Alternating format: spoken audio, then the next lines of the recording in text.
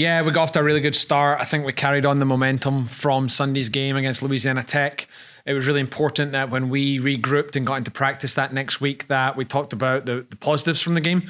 Obviously, it would have been great to have a win against Louisiana Tech, but the opportunities we created, the lack of opportunities that they had against us, the performance itself was very good. So we wanted to make sure we stayed focused and we still continued to do the right things. And we spoke as a group that eventually the chips will fall.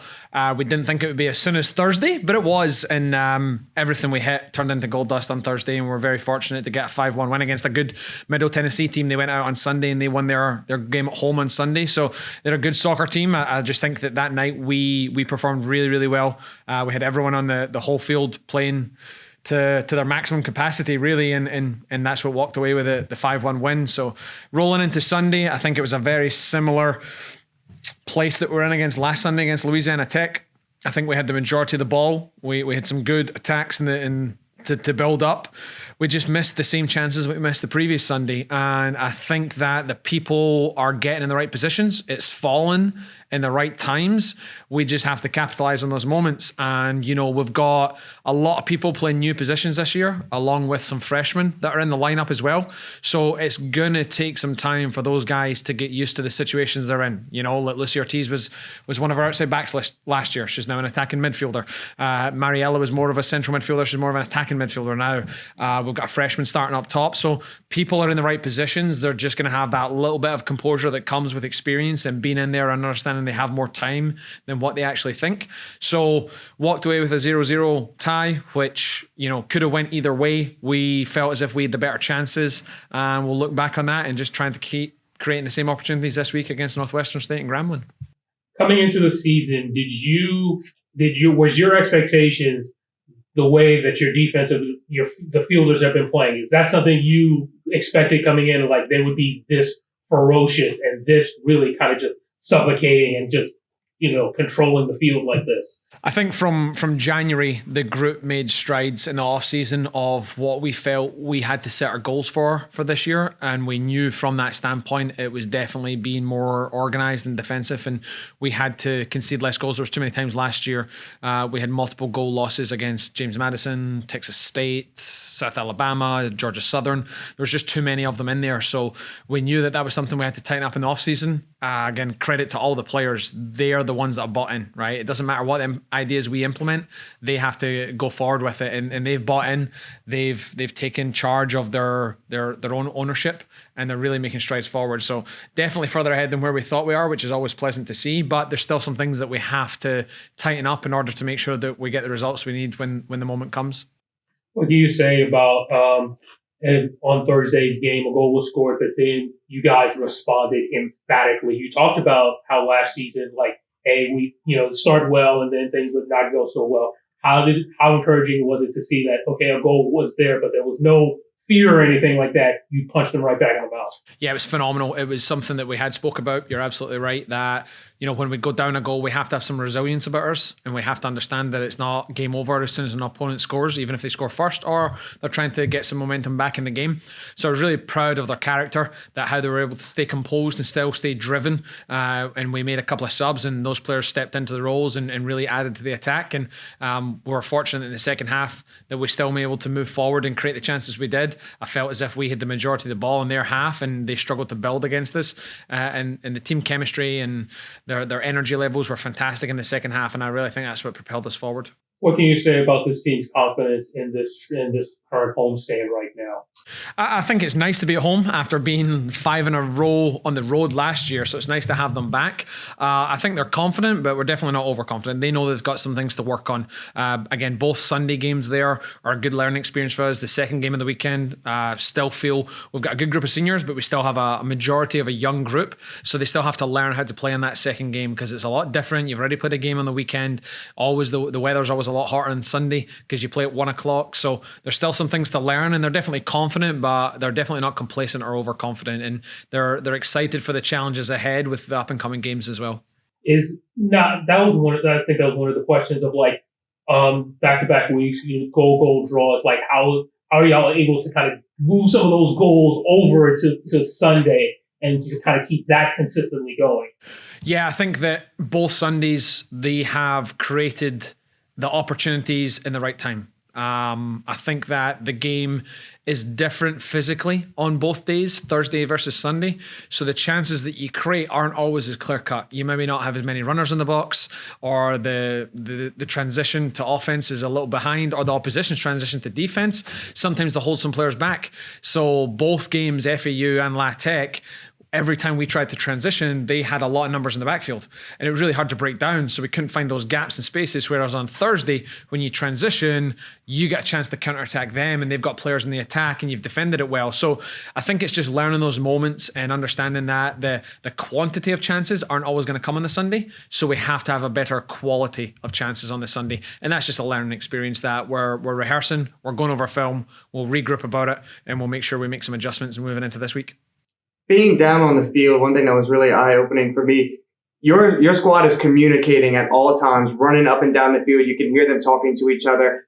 So I kind of talk about what the communication has been like on the field. You talk about all the new faces that you have. How good has it been, and is there any way they can improve?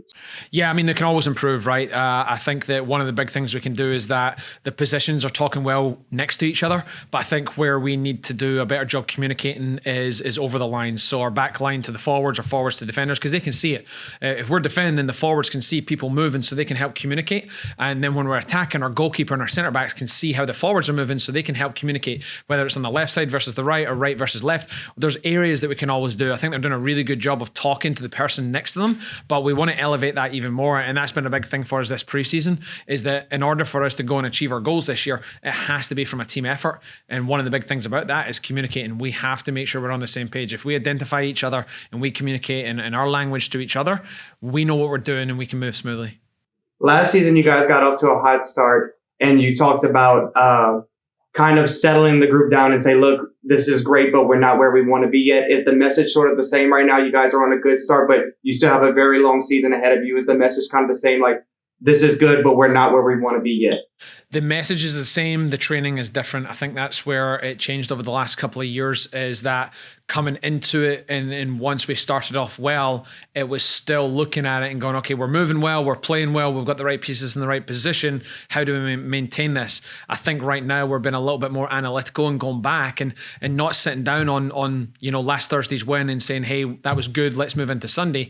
It was still, we went back and we sat down as a staff and we picked apart. We still thought, okay, if we were going to play us, where would we pick us apart? Where are we failing? Where aren't we quite sharp enough? We got back with the group on Friday, we done film, we watched it and made some adjustments into Sunday. And I think that was one of the good things of, we conceded a goal on Thursday and then not on Sunday. So definitely changed in some of the particulars that we've done after the game to analyze it and still make sure we're making tweaks to improve, rather than just say, keep this boat moving. You're playing quite a few people, and I know that some of that probably has to do with the heat index when you go out to play.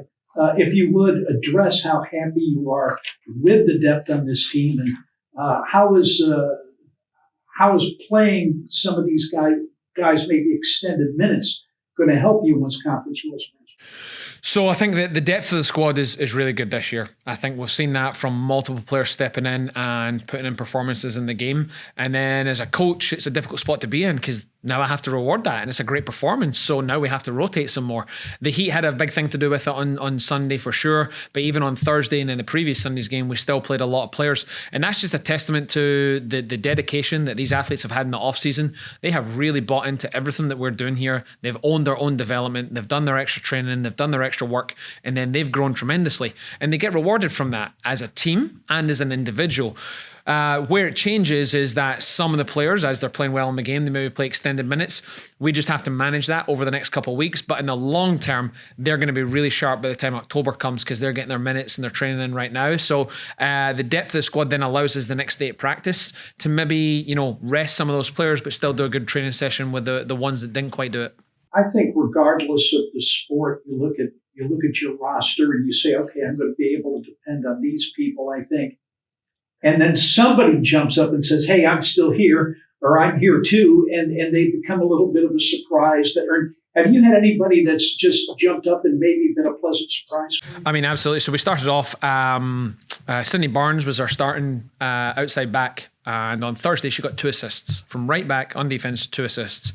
She rolled her ankle and she couldn't play on Sunday. So now Alice Swimington stepped up. And Isla just stepped into that role and she owned that on Sunday. She was phenomenal. And then when she needed to get a break because of the heat, Mackenzie Winter stepped up. She's carrying a little bit of a knock right now, but she is a tough kid. And she stepped up and she carried on the rest of the first half and through the second half as well.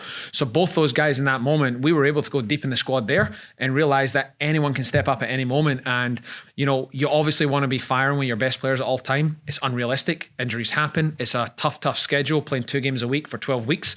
But the depth of the squad is given us that position that if something unfortunate does happen, next women up and they're ready to step in.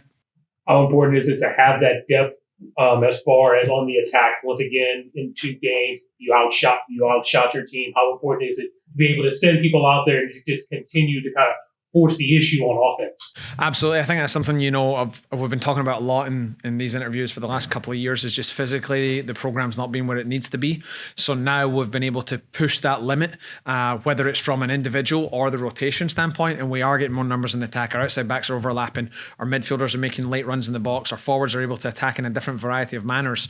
And I think that really helps us. So being able to rely on that side of the game is invaluable, because if we're not getting people inside the box and we're not getting people into the attacking half, it doesn't matter how good the soccer is. It's just a numbers game. If we're going up against a back 6 and there's only 2 people in the attack, there's a really low probability of scoring. And I think we've saw that in the last couple of games.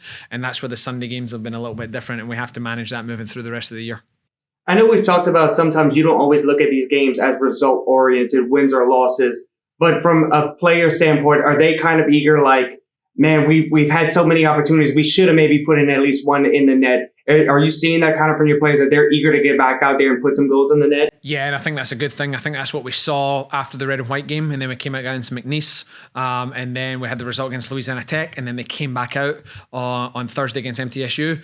Again, we trained this morning. The energy was still the same as what you've just mentioned. So I'm hoping that it gives them that little bit of drive and hunger to come out on Thursday and put another performance in, because they are certainly not satisfied with some of the results as well. They want to keep getting better and keep growing. And that's that growth mindset that they have. And we're excited to be a part of that. It allows us to come to practice and implement ideas every single day that the athletes can take on board and add to the repertoire.